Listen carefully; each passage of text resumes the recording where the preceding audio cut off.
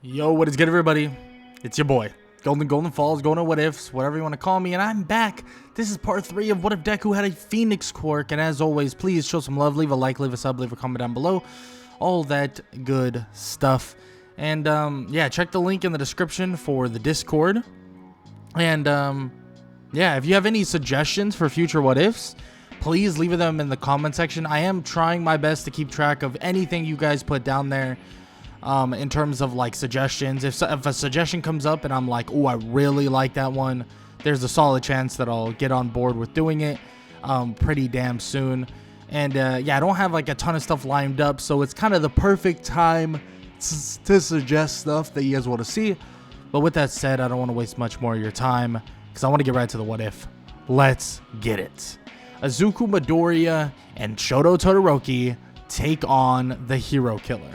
The Hero Killer is an obvious foe, a foe that is extremely skilled at hand-to-hand combat and combat with swords and blades and so on. The Hero Killer is far from a joke, so they're gonna have to truly be careful, because if they're not, they can find themselves on the wrong end of a blade and could be gone forever. Izuku and Todoroki combined their fire powers to try and overwhelm the Hero Killer. But as the Hero Killer tries to overcome this heat and even the ice itself, well, it seems as if Izuku decides to take the forefront on fighting in hand-to-hand combat. His hand-to-hand combat's not the best, but his speed and strength is extremely comparable, to the point where he's probably stronger and faster than the Hero Killer, but lacks quite a bit in terms of technique. He lacks quite a bit in terms of a technical skill, but that's completely fine because he has Todoroki to back him up. And as they try to close the distance and as they try to overwhelm the Hero Killer, the burns and the frost and the slowness and everything that is kind of combining together is slowly but surely overcoming the Hero Killer. The Hero Killer, though, would land some crazy blows to both Izuku and Todoroki, but not anything that draws blood. But eventually, Izuku would get cut, and the Hero Killer is about to lick the blood, but Izuku tells him that he thinks that it's not going to work as well as he thinks it's going to work. And as Izuku would watch as his blood would get licked, Izuku would get paralyzed, but as he would get paralyzed, the blood that came from his body would light the Hero Killer aflame, and it would absolutely blaze over him, and the Hero Killer would begin to try to get himself extinguished, but it seems like he can't actually get himself fully extinguished, leading to, well, Todoroki actually capitalizing on this and shutting the Hero Killer down for good, freezing him against the wall entirely and stopping the entirety of the Hero Killer's agenda. Now, this agenda of the Hero Killer would be shut down and other heroes would finally arrive. Other heroes would finish off basically capturing the Hero Killer, getting him under wraps and getting him completely under control. And this would lead to everyone being in a good spot, everybody being completely fine. But here's the thing. It was illegal for Izuku and Todoroki to do what they did, and they get in a bit of trouble. But of course, they sit there and decide that they're basically going to give all the credit to Endeavor, and all this credit goes to Endeavor, and Endeavor's basically put on a pedestal in terms of what he was able to do against the Hero Killer. Now, obviously, we know that's not necessarily the case, but Izuku knows that this is the best way to go about things, so they shut it down, they give Endeavor all of the credit, and now it's time for them to head back to school, head back to UA. And what's coming is actually their final exams, something that Izuku, he's pretty excited for and pretty interested in being kind of a part of. And initially, Izuku wonders, hey, like, who am I going to face off with, or what kind of final exam are we going to have? Is it going to be, you know, something basic, something simple? Is it going to be like robots again or whatever? But eventually he would learn that they will actually be taking on the teachers themselves. And this would lead him and lead everybody to actually knowing who they're going to be taking on after the written exam is all, handled and settled. And of course, Izuku would actually be told that he's going to be taking on All Might, but his teammates would be somebody that he wouldn't be too happy about. It would be the one and only Katsuki Bakugo. And of course, they would kind of, argue a little bit, and Bakugo would tell him that he's just here to pass this exam and that he doesn't want to argue and get into all this crazy stuff with Izuku. But Izuku tells him that he made his life crazy the day that he basically shoved him off that rooftop, the day he lit him on fire and turned him to ash. But of course Bakugo tells him that he never meant to do that. He never meant for it to happen like that. But luckily he survived, and luckily he gained something out of it, in which Deku or Izuku immediately tells him that he better not dare take credit for that as well. But Bakugo says that that's not what he's trying to do. He wishes that he could have had this power without going through that horrible event, but he can't take it back now. He can only just live with it, and he hopes that Izuku one day can live with it as well and forgive him. But Izuku shakes his head and says that, yeah, one day he will forgive him, but that day is not now. But he can settle their differences, at least for the moment, and take on the fight of All Might, in which which Izuku and Bakugo stand waiting for the gates to swing open, ready to take on All Might himself. But this fight was not going to be an easy one. And it's going to be far, far, far, far from an easy one. Izuku versus Bakugo, or Izuku and Bakugo versus All Might, with the powers they portray right now, just isn't what it can truly be. Izuku tries his best to burn and kind of scorch All Might, slow him down, but it seems like nothing is working. But his overwhelming speed definitely helps him in this scenario, and it definitely helps him and Bakugo take on All Might without getting massively injured. Izuku eventually would try to set up an opening so that Bakugo and him could basically land a crucial blow to All Might, combining the power of Bakugo's gauntlets with the firepower of Izuku. They create one of the most massive explosions ever seen.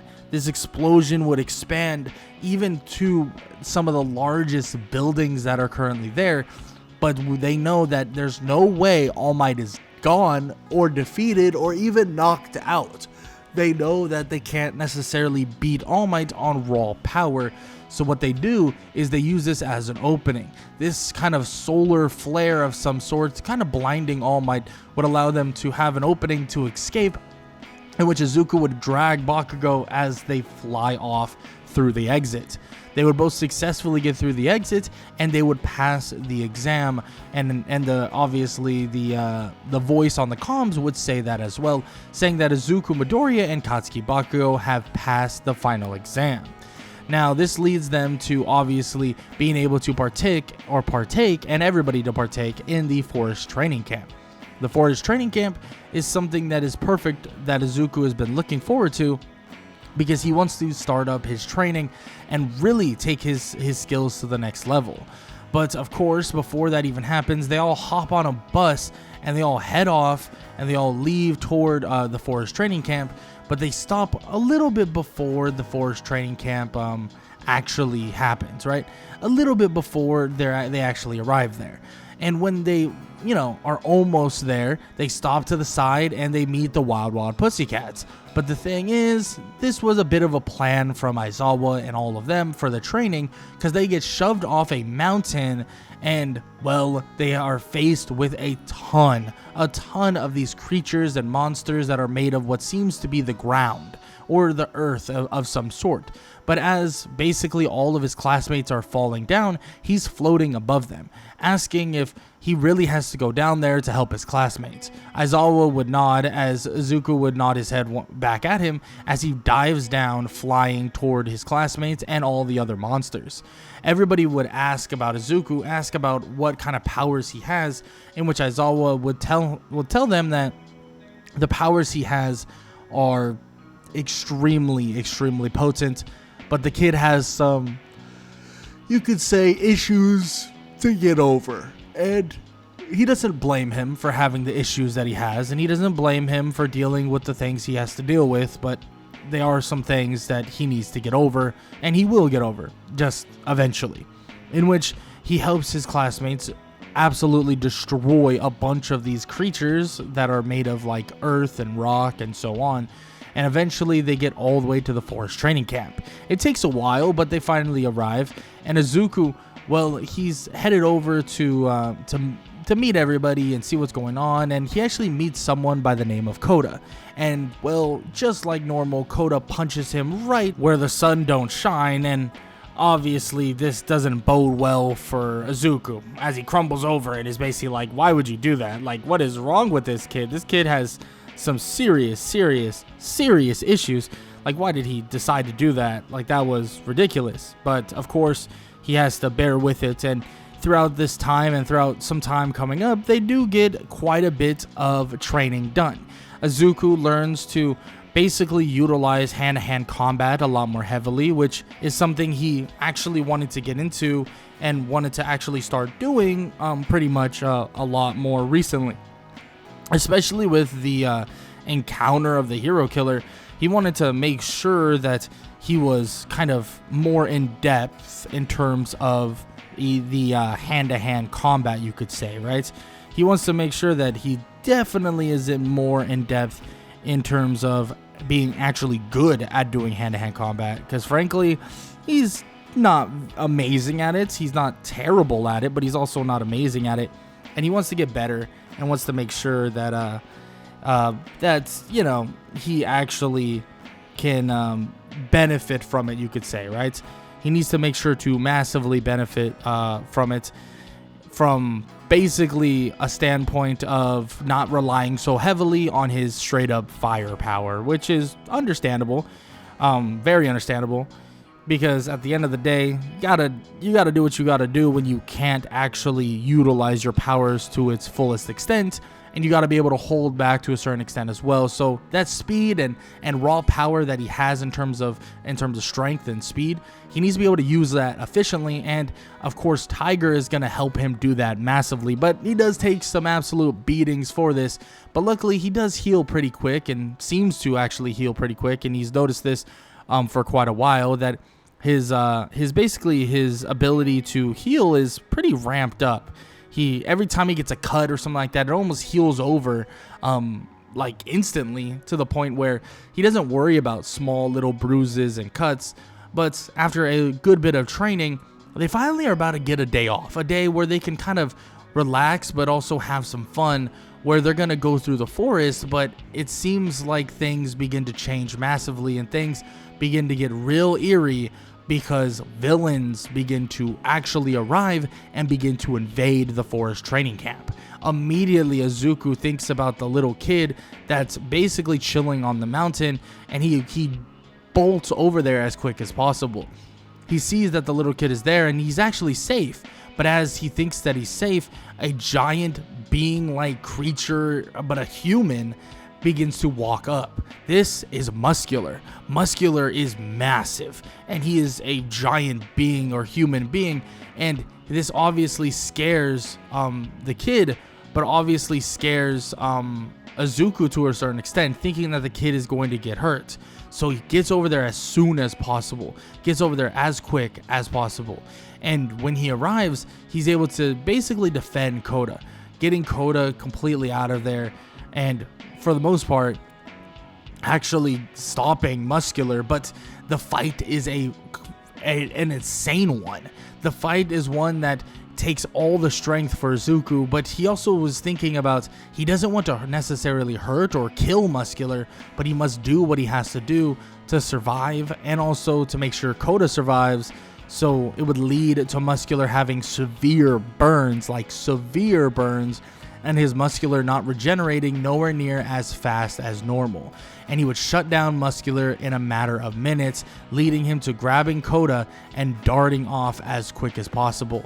Izuku would fly off with Koda, getting him to a safe distance, and he would tell Aizawa that he'll help with the other kid or with the other classmates, and he's going to fly around and try to help as much as possible.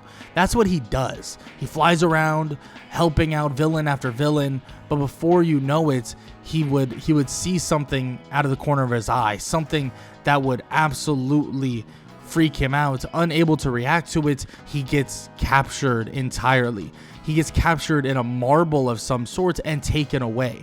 And from here on out, all he can remember is basically nothingness into getting dragged through a portal and watching as Bakugo would reach out to him, telling him that someone, that they will save him. And Izuku would not even think about what's happening until he's dragged through once again. Izuku would be captured, tied up to a chair to the point where he can't move at all. And actually they take massive precautions to try to stop him from using his powers. They basically tell Izuku that he will either join them or they will take his power away from him for good.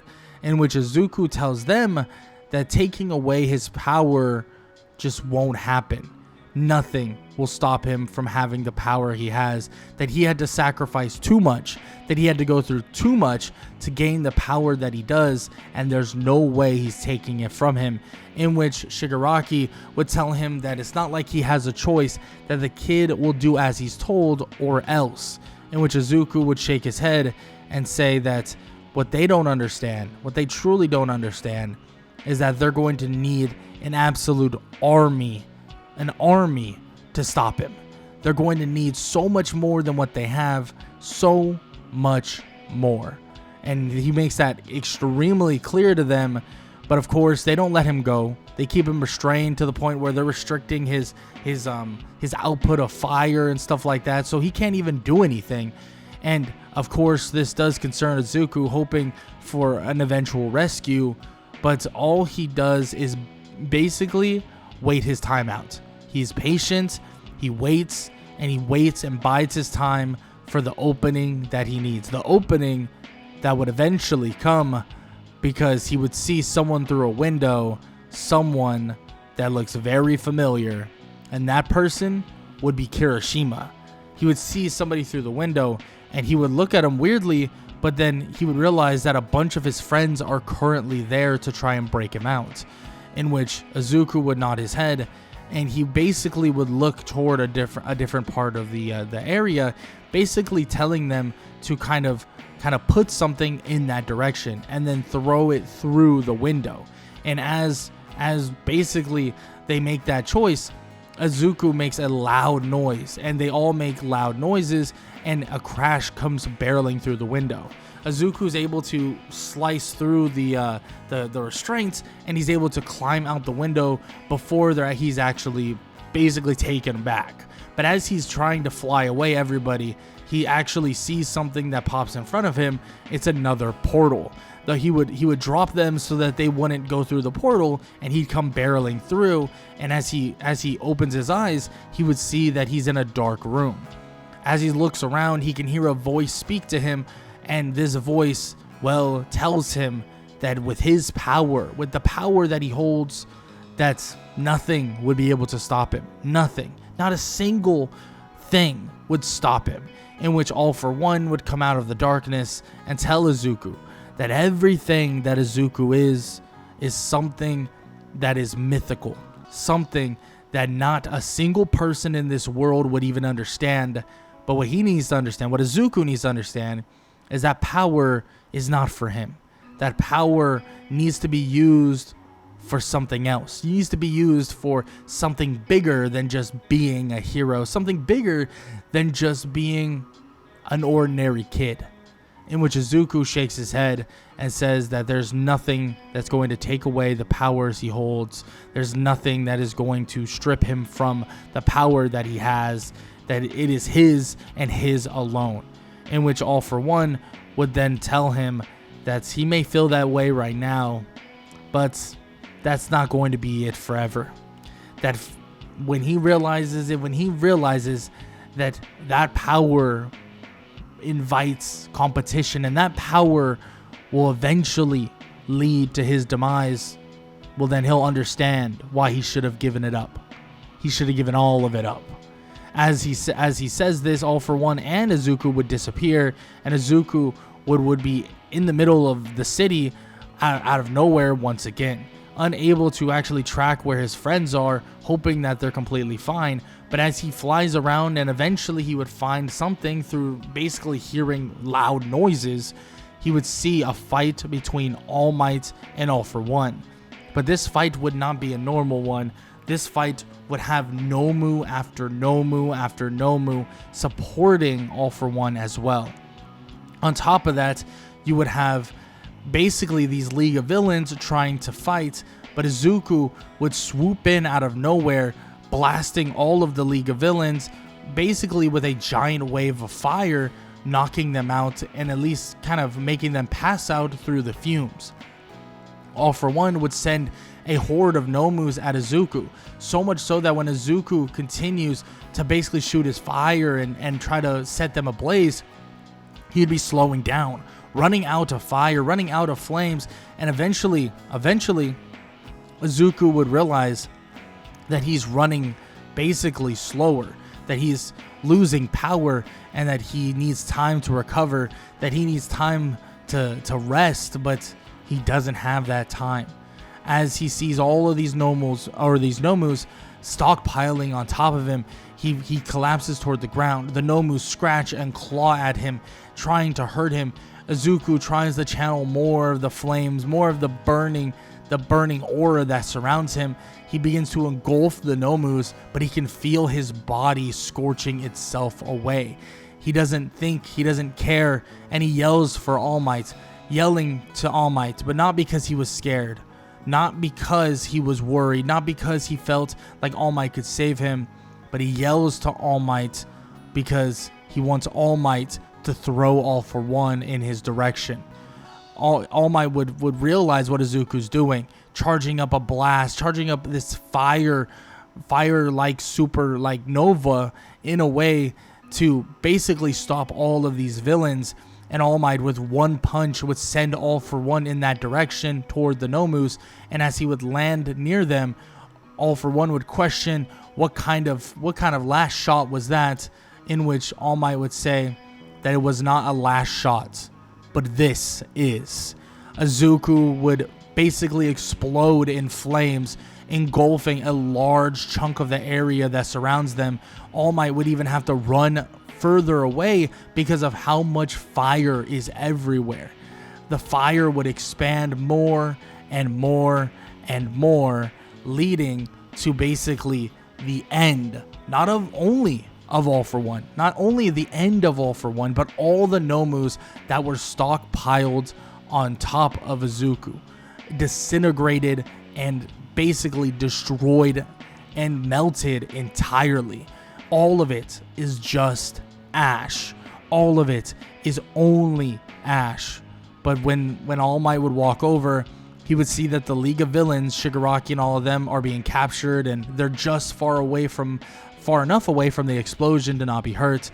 But the Nomus themselves, they're completely burnt to a crisp, and All For One, he's not even there anymore.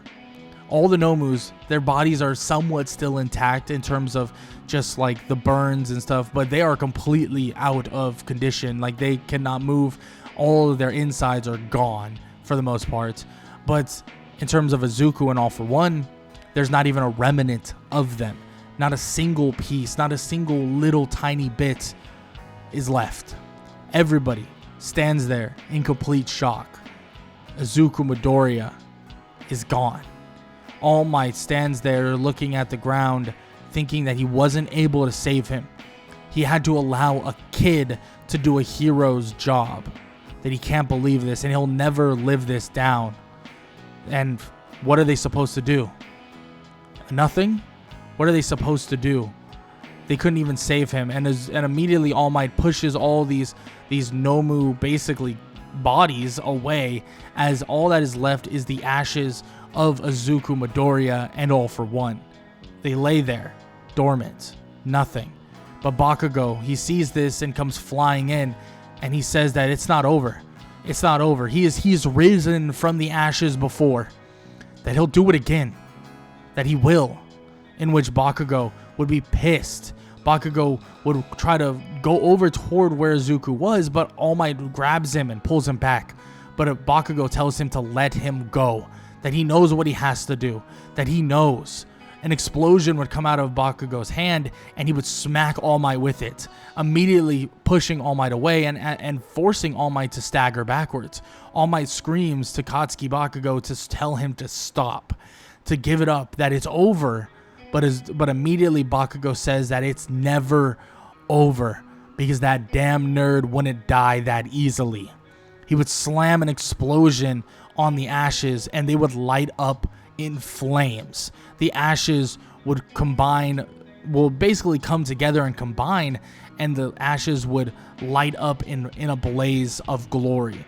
The blaze of glory would turn into this giant flame of fire that looked like it was just a giant phoenix. This phoenix would fly up to the sky, and it would light the sky itself like the sun was out once again in the dead of the night. The phoenix and this flaming phoenix would come spiraling down, crashing toward the ground as it would smash into the ashes of Izuku Midoriya once again, and boom.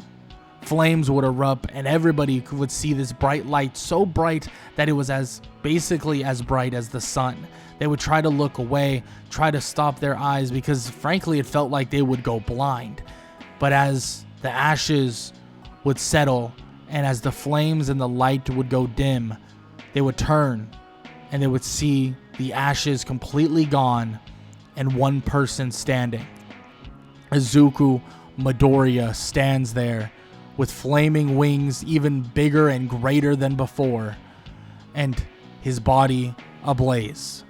Everybody is in complete shock. All Might is in complete shock, and Bakugo, well, all he's thinking about is how the damn nerd, he didn't die, that he's always got a second life.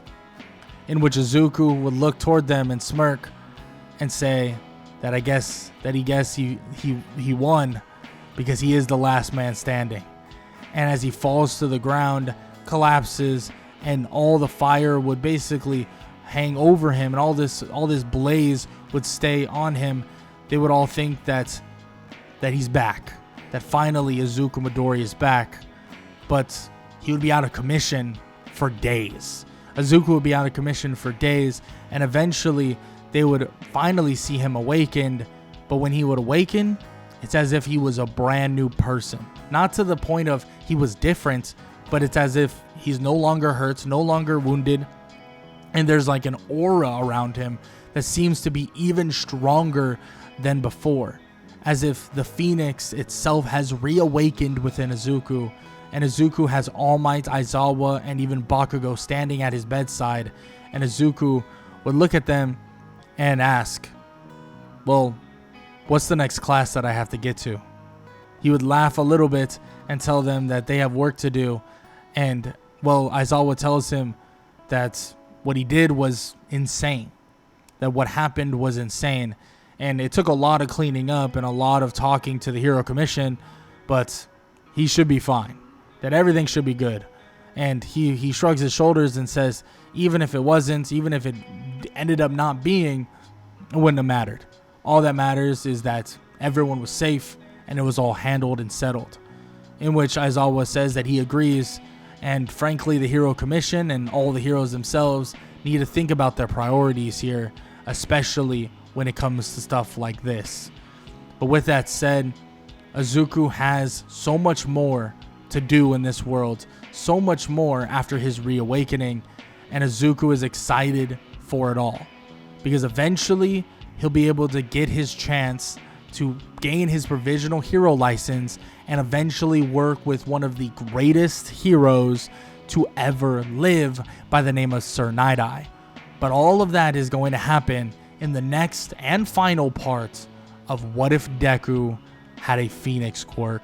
And if you enjoyed, show some love, leave a like, leave a sub, leave a comment down below, all that good stuff. We got a lot to do in the finale, So I hope you are ready to check out the finale and see what happens, and maybe what kind of strength Izuku has now that he has been reawakened and basically revived from the ashes themselves once again. But as always, if you enjoyed, show some love, leave a like, leave a sub, leave a comment down below. Shout out to those who watched my original Phoenix Quirk Deku. I'm sure some of you were out there thinking, I really did it to him again. But this time, I didn't do it to him again. I hope you guys enjoyed though, nonetheless, and I hope all y'all have an amazing day. Later.